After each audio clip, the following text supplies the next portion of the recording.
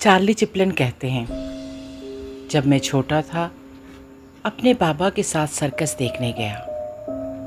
Tickets के लिए एक लंबी कतार में खड़ा होना पड़ा। हमारे सामने एक फैमिली थी, 6 बच्चे और माँ बाप। गरीब घराने से ताल्लुक़ था। इनके कपड़े पुराने थे लेकिन साफ थे। बच्चे सर्कस के बारे में बात कर रहे थे, बहुत खुश दिखाई दे रहे थे।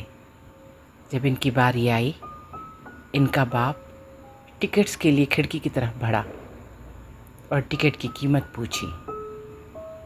फिर अपनी बीवी के कान में कुछ कहने लगा। उसके चेहरे पर शर्मिंदगी और दुख था। फिर मैंने देखा, बाबा ने अपनी जेब से $20 निकाले और ज़मीन पर फेंक दिए। अपना हाथ उस आदमी के कंधे पर रखा और कहा, तुम्हारे पैसे गिर गए। उसने बाबा की तरफ देखा। उसकी आंखों में आंसू थे और बहुत शुक्रिया कहा।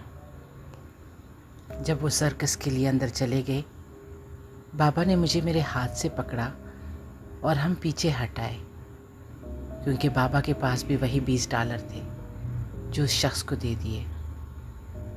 और उस दिन से मुझे मेरे बाबा पे फ़ख्र है। वो मेरी ज़िंदगी का सबसे प्यारा सीन था, उस सर्कस से भी प्यारा जो मैं नहीं देख पाया।